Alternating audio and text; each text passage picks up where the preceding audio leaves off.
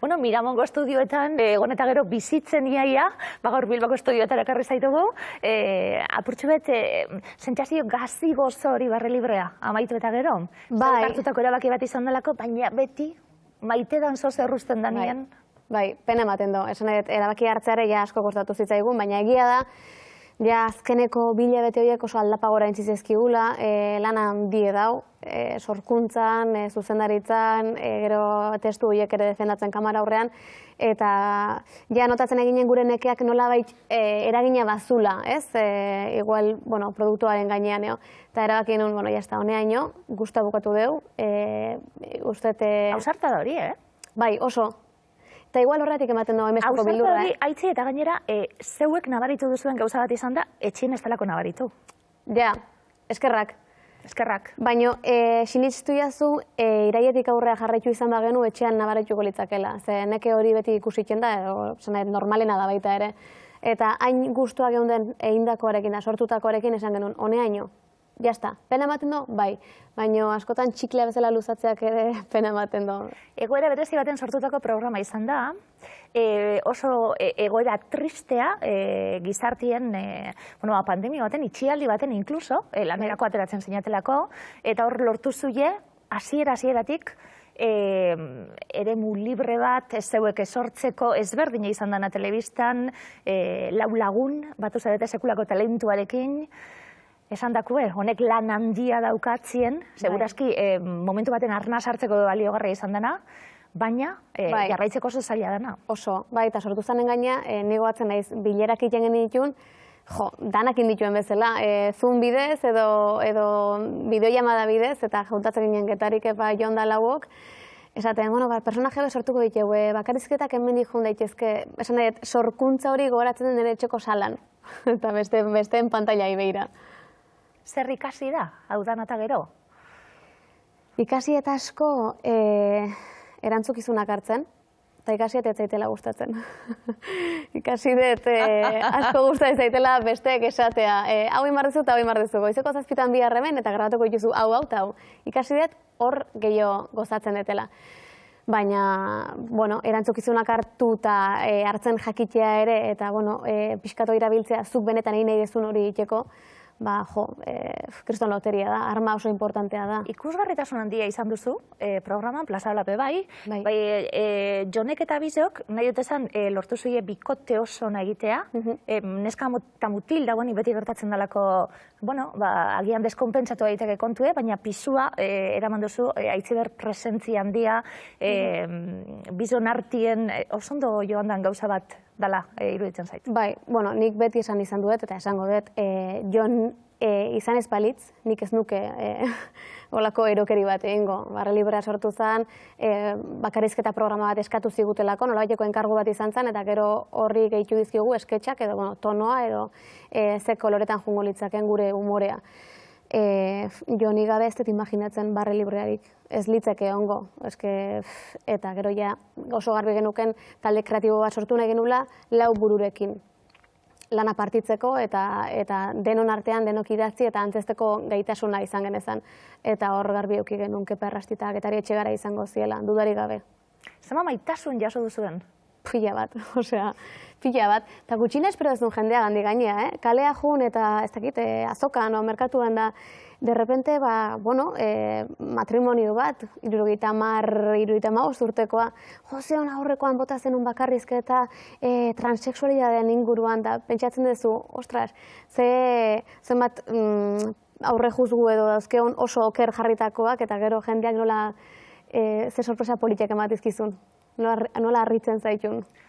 Momentu hau, Goraneren pertsonaia erabilita, Aitziber, gainera komentatu duzu elkarlanien, naizen elkartearekin eta apurtxu bet zer esan, eta esan dakue, ume baten ikuspuntutik eta barre egiteko helburuarekin, baina umoreak zertarako balio dezaken.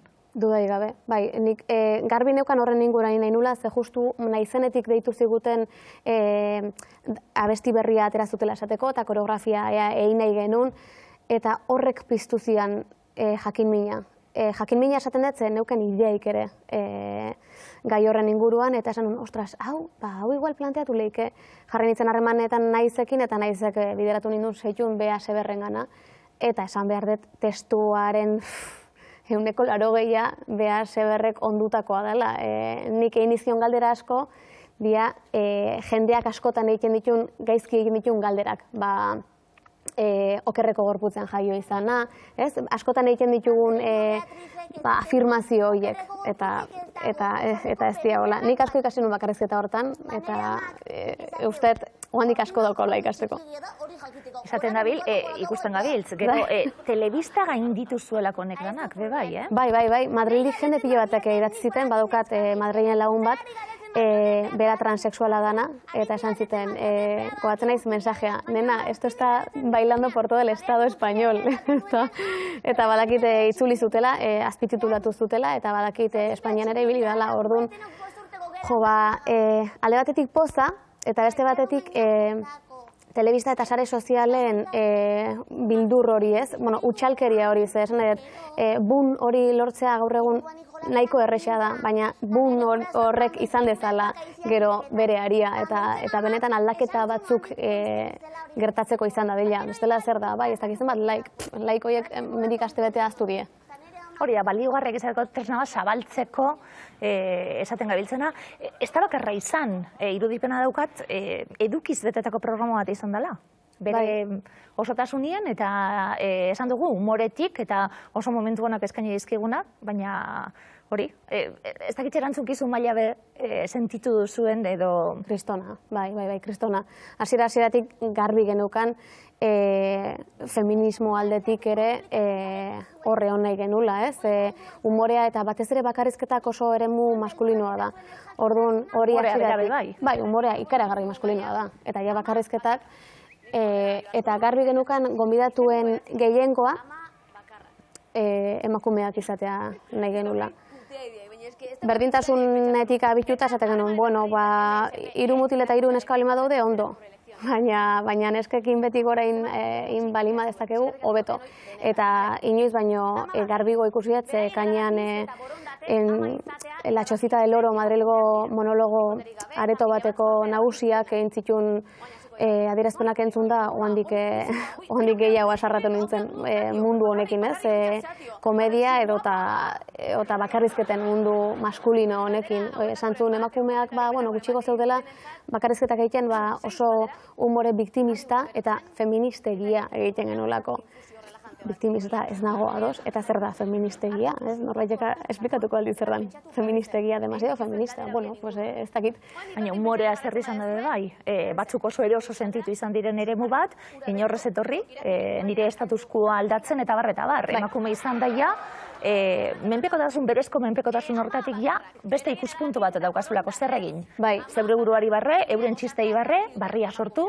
Bai, hori da, hortik abituta, eta gero humorearen mugen inguruan hausnartzeko momentu asko izan ditugu, nire buruaz barre nik ez daukat inongo arazorik, baina gero jakin behar dezu nun goitzen zean, jakin behar dezu baita ere zuk minik egiteko intentziorik euki ezagatik horrek ez du esan nahi baliozkoa danik. Eta hortan ere ikasi genuen, korinbaren pertsonaiak kendu genunean. Orduan, balio izan dit gauza asko inguruan hausnartzeko, gauza asko ikasteko, eta ulertzeko baita ere, humorea mundua ez dagoela humorea libreki ulertzeko beti prest. Eta ez dago, eta mina handiakin aitortzen dut hori, baina ez dago. Baina agian geure burutik beste, adierazpen askatasun guztien aldekuek garelako gehu, baina esan dakue, esatie bakarrik, txistea bakarrita, ez jarri holan, horrek ere bere arriskoa dauka. Bai, noski daukala, eta hortan ere ikasi dugu, gu kasieran ez da genuen, gu ezko atzin hor mintzearen, eta nik egia da, nire buruaz beti egiten dutela humorea, baina nik nire buruaz egiteak ez duzan nahi besteek hori onartuko dutenik, beraien inguruan humorea egitean. Orduan, hortan nik uste oso tentu zibili behar degula. Egia da humore egiteko epokarik okerrena gaur egun dala. Usten dut, aigeala pasatzen garaik zaienetatik humorea egiteko. Azala geozta finagoa daukeu, eta esatete bezala larrua geozta potologoa. Ala ere, graziz erakozu? Haitzi, zeuk. Hori, abantaila bat, Bai.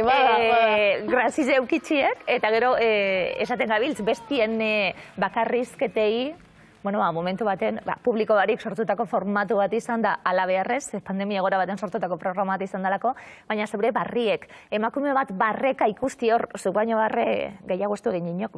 Gaina, eta esan izan du jate, eske, zenbat parre, ze txiste txarragatik parre etxezu. Eta egia da momentu nor zaudenen txisteagatik beagatik baino parre gehiago egiten dezula, momentuko presio horregatik.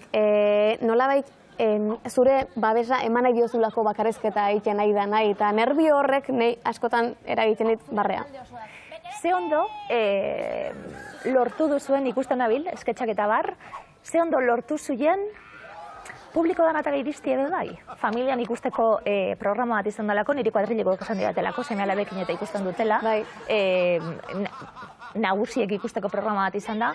Ze ondo be bai, ez izan da, esan duguna, umore erreza edo umore izan duelako, landutik ikaragarria dela. Bai, hori ez genuen espero adibidez, aurreen gana iristeik ez genuen espero, eta jende askok esate dit, nire alabak Pantera Rosakin daude, Pantera Rosa esaten bakoitzen, men! Eta nozillaren abestiakin, oain dela gutxilla goranekin da, nozillo! Osa, esan nahi dut, gauza pila bat sortu dira guk geok espero ez genitxunak, orduan, ongi etorriak izan daitezela bitanak.